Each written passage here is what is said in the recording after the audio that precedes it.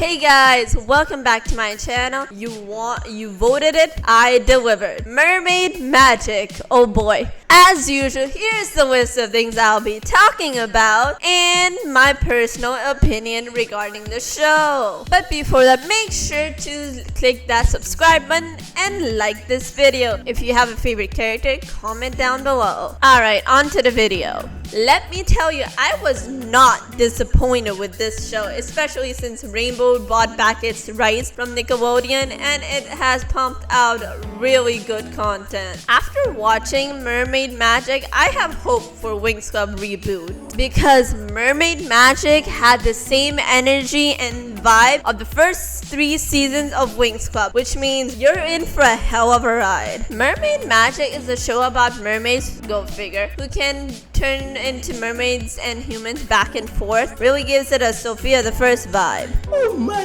god! Wow! They live in a secluded island, half underwater, half land realm, protected by a magical dome, which is going to play a huge part in this show. Insert our main character, Merlinda, who's the usual I don't follow the rules kind of kid. Spoiler, she's a princess, so that's obvious. I find it interesting that they don't have a transformation sequence to when they turn into a mermaid. On the other hand, they do have transformation sequence for when they put on their armor and they gain their trident, which is interesting because all of them have tridents. That's called the trident ring. Ursula really missed her chance, didn't she?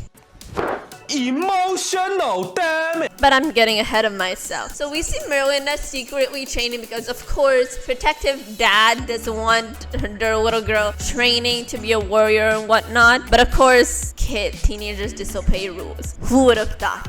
Although at first it may seem extreme, he has a very good reason for doing so. History lesson. 15 years ago, Barbarossa, aka a massive mermaid hunting pirate, was released from his magic prison, aka his own sword, thanks to a certain someone who we'll be talking about a little later. He created his monster army made up of toxic waste and laid siege to Mertopia. Mind you, during this time, the dome did not exist because Barbarossa was imprisoned 400 years prior. But some idiot let him free, which led to the dome, which led to the depletion of the pearl's magic, aka also the mermaid's magic. When Barbarossa first launched his attack, the kingdom had an army ready to counter it, which was led by the queen. Unfortunately, during the battle, the king was injured, and in order to prevent Barbarossa's attacking and destroying the kingdom completely, she had to go through the portal so she could hold them back, along with a fleet of guards and along with the king's brother, aka Oscar. What?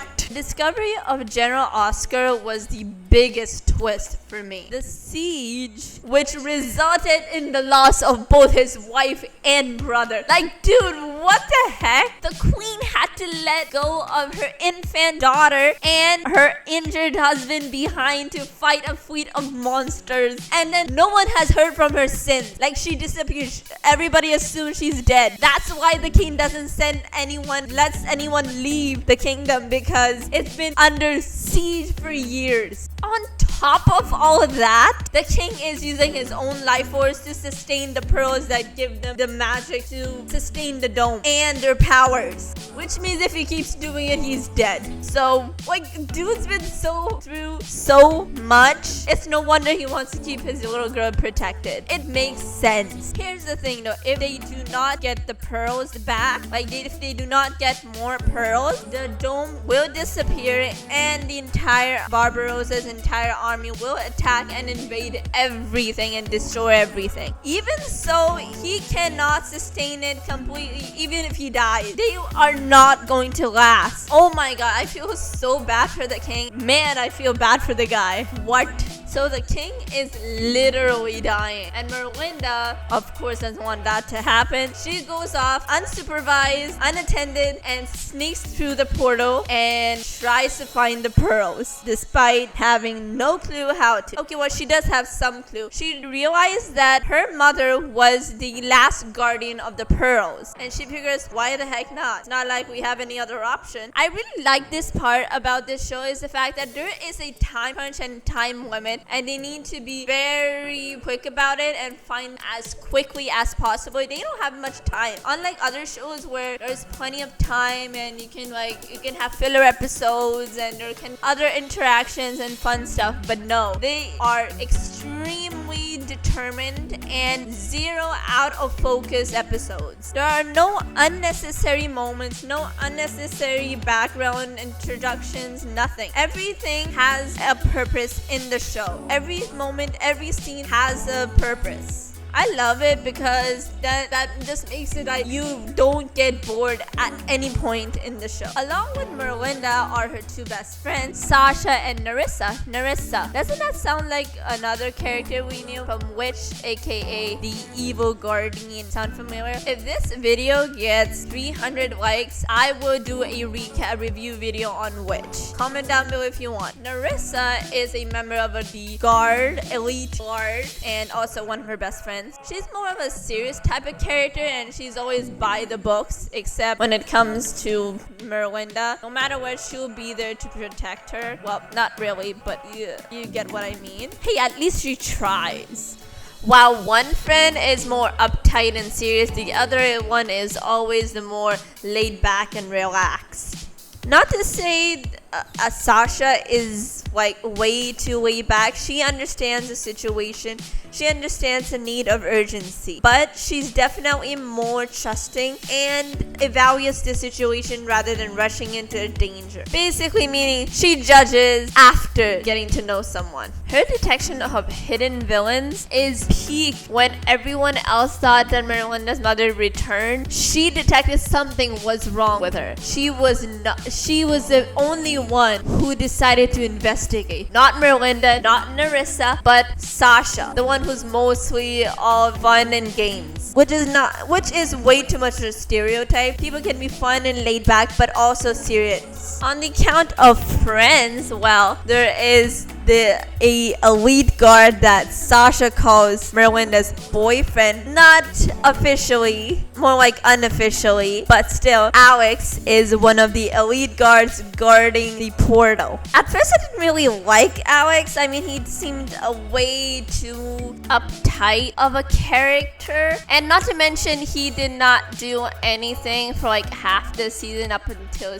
episode 5, which was kind of boring. He didn't seem that much of an important character up until that moment. I do like that instead of some random ass people going after the princess or random guards that just works for the king, it's actually one of her friends, people who know her, and someone who is part of the official guards and like has something of importance. Not to mention, I love the rivalry between him and Tyler that's going to develop, but we're gonna talk about that later. Definitely not falling for Merlinda's act, that's for sure. But he didn't seem to have that much of a personality, didn't like first impressions of it. But later on, loved his character. Absolutely loved it. But before that, Merlinda ends up on shore along with Sasha and Nerissa, while Sasha and Nerissa end up on the beach, while Merlinda ends up being found by Tyler and Celia, two new characters. Of course, Merlinda panicked at first because she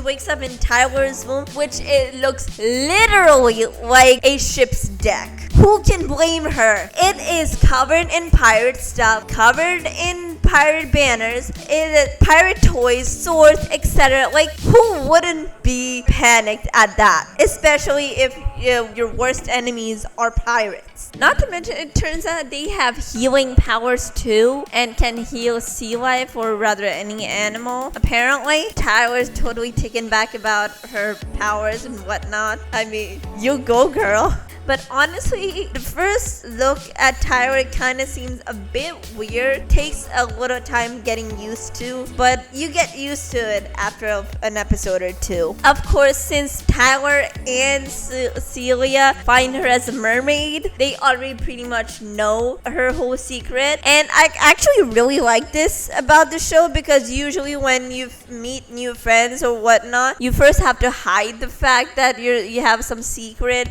and it's like, an episode or two or a few, half the season goes by, and then the main character tells her new friends about her secrets and whatnot. But I love that they discovered her beforehand and already know. So I love that about it.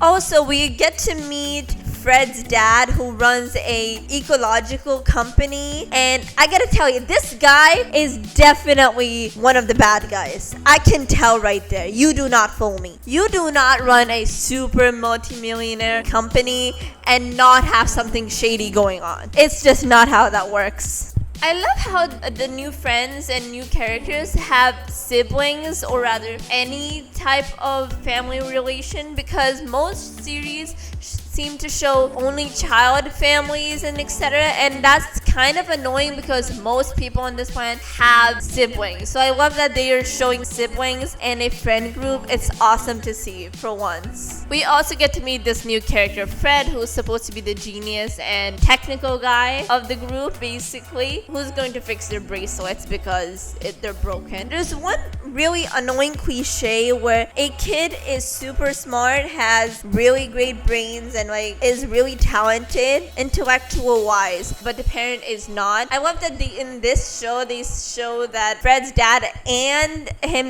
Fred himself are both intellectually smart, which is awesome to see. But too bad Fred's dad is shady as hell. We'll get to him in a bit. And that's all I have to say for this video. Don't worry, I will be making a part 2, which include the ships, the relationships, the bad guy analysis. What am I expecting or hoping for season 2? Let me know in the comments below who is your favorite ship and your favorite character. Make sure to click that subscribe button and stay tuned for more. Bye!